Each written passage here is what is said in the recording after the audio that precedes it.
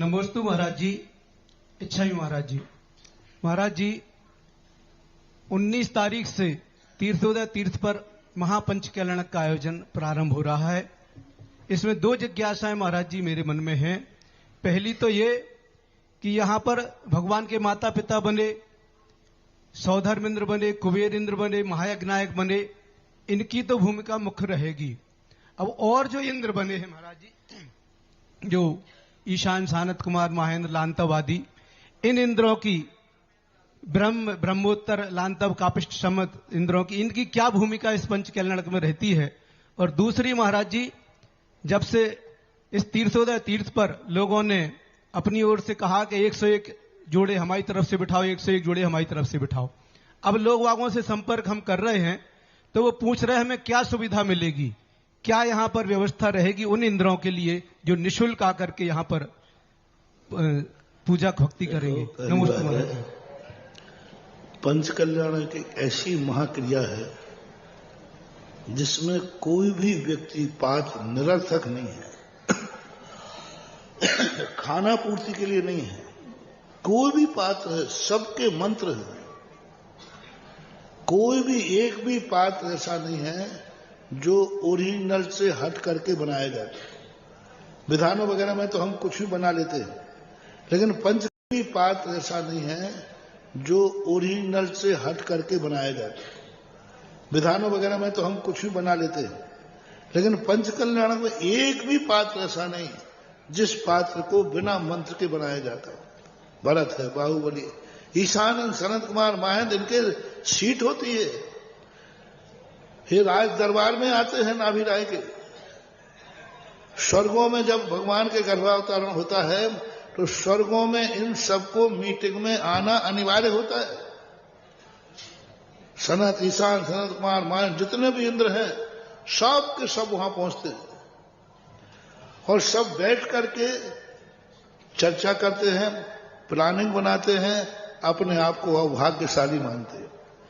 इसलिए कोई भी इंद्र बनेगा, कोई भी पंचकल्याणक बनेगा, सब पात्रों का कोई ना कोई दस्तूर है। छोटा बड़ा होना अलग चीज है। हर व्यक्ति का, मैं कह रहा हूं ना, एक भी व्यक्ति ऐसा नहीं है जिसका कोई ना कोई कार्य, और सबके लिए मंत्रित हैं, सबके मंत्र हैं, उनमें से एक कम रहता है तो प्रतिष्ठा अधूरी है। मूल्य किसका कितना होता है मूल्य नहीं देखा जाता, महत्व देखा जाता है। दो दृष्टिकोण होती है, एक मूल्य किसका ज्यादा है और एक महत्व किसका है। मूल्य हीनादिक होता है लेकिन महत्व हीनादिक नहीं होता। जैसे गाड़ी के अनेक पार्ट होते हैं, उनका मूल्य अलग अलग होता है लेकिन महत्व सबका बहुत महत्वपूर्ण होता है। बाल्टी 5 रुपए का आता है लेकिन महत्व कितना है, सबसे अधिक।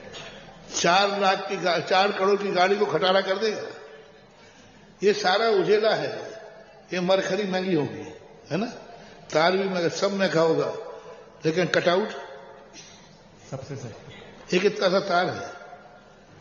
अब वो तार का मूल्य तो ज्यादा नहीं है लेकिन महत्व, तो यदि वो कटआउट उड़ गया तो ये सारी लाइट है।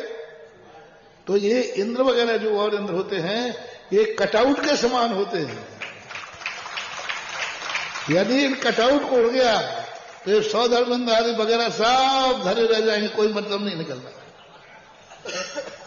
इसलिए महत्व अलग चीज है और मूल्य अलग।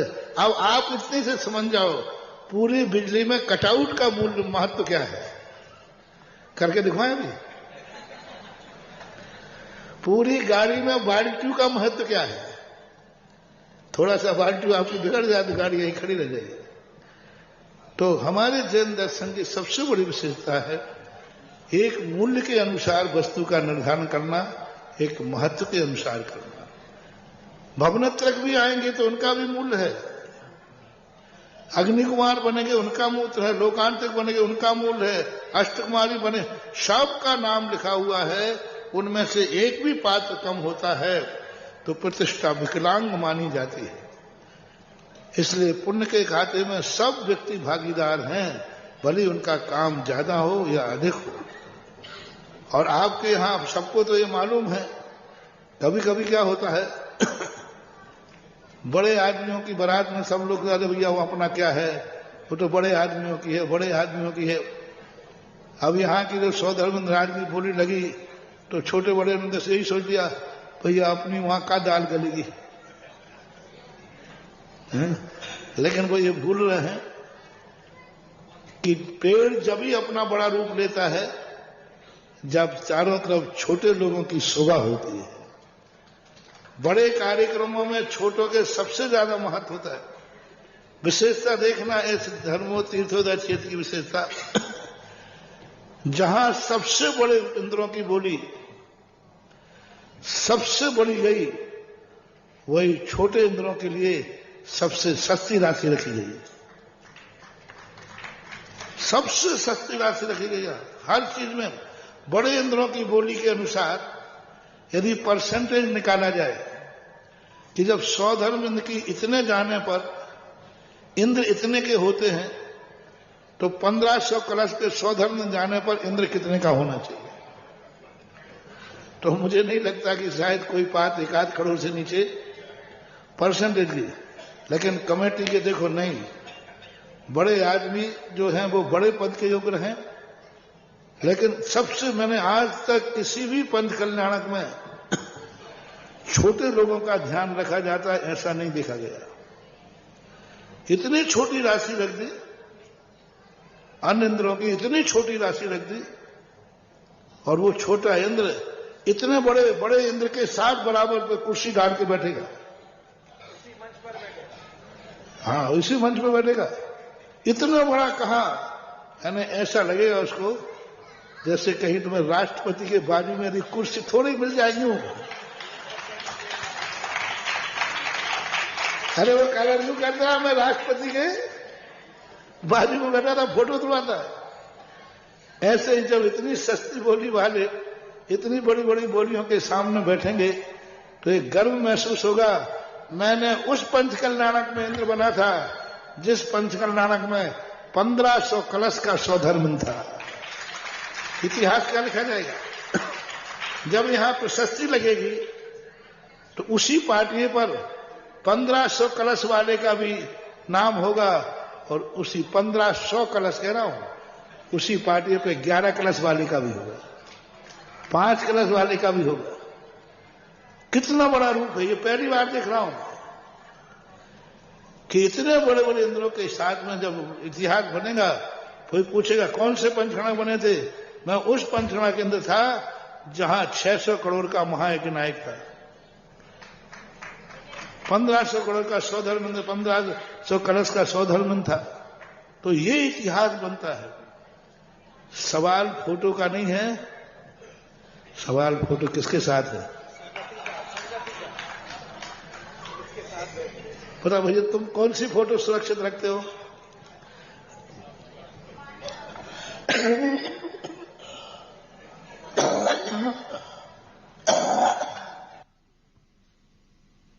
एक फोटो तुम्हारी सिंगल है,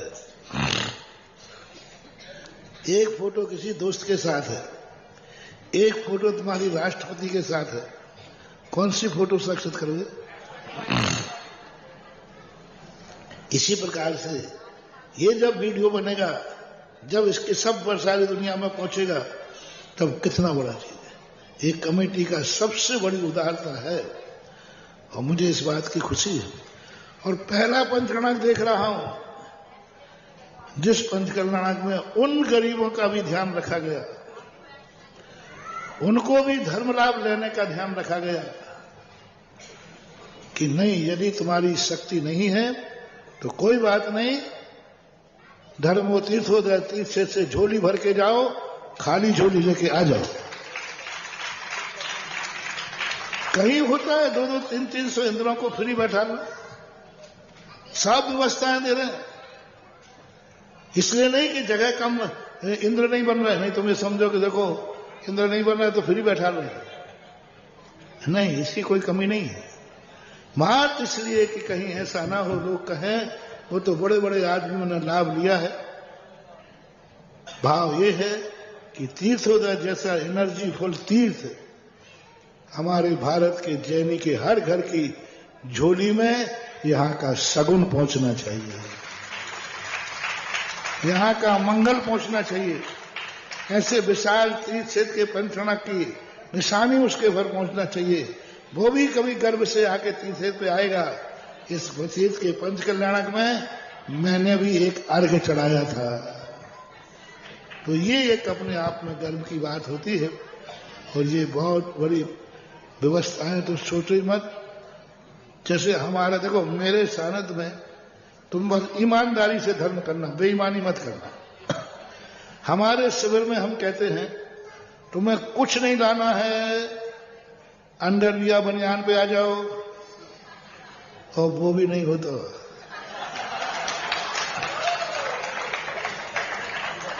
उसकी भी व्यवस्था है, टावल लपेट के आ जाओ। आपको शिविर का मालूम है, कुछ भी नहीं, मात्र व्यक्ति का अंडरवियर बनियान उसका खुद का रहता है, बाकी सारी व्यवस्था कौन करते हैं? इसी प्रकार से यहां कमेटी वगैरह तुम्हें कुछ नहीं, बेईमानी मत करना, अमीर गरीब नहीं बनना। क्या कह रहा हूं? अमीर गरीब नहीं बनना। और सही में तुम्हारी शक्ति नहीं है तो ये दरवाजा प्रभु का दरवाजा है। यहां जैन दर्शन वो है जहां गज मोती भी कम है, जैन दर्शन वो है जहां मक्के के दाने भी बहुत हैं। गज मोती चढ़ाओ तो भी कम है, और नहीं है तो मक्के के दाने भी बहुत हैं। कोई विचार मत करो, तुम्हारा पुण्य बस तुम भावना लेके आओ कि मुझे तीर्थ क्षेत्र पर विधान में बैठना है, हमें अपना पूजन का लाभ लेना है। तुम्हारे मक्के के दाने भी तुम्हारे गज मोती से कम नहीं है, यदि श्रद्धा और आस्था से है तो। बंधु, हमें मौका मिला है पूज्य गुरुदेव के सानिध्य का। तीर्थोदय तीर्थराज इस गोला कोट में हम महापात्र बनेंगे। गुरुदेव ने कितनी अच्छी बात कही। पेड़ की शोभा होती है उन टहनियों से, जब तक उसकी शाखाएं नहीं निकलती, जब तक पेड़ बट वृक्ष के रूप नहीं लेता है। ऐसे ही हम 1500 कलश वाले इंद्र के साथ जब बैठेंगे और हमने मात्र ब्रह्म ब्रह्मोत्तर आदि इंद्रों की मात्र 11 कलश राशि रखी है, अगर हम परसेंटेज लगाएं तो 1% भी नहीं है। कितना नहीं है? 10% नहीं, 10% में तो 1.5 हो गया, और 1% में 15 कलश हो गया। 11 कलश में मात्र 3 इंद्र बचे हमारे पास। बनना है तो बन जाओ, जीवन में इससे बड़ा मौका नहीं मिलेगा।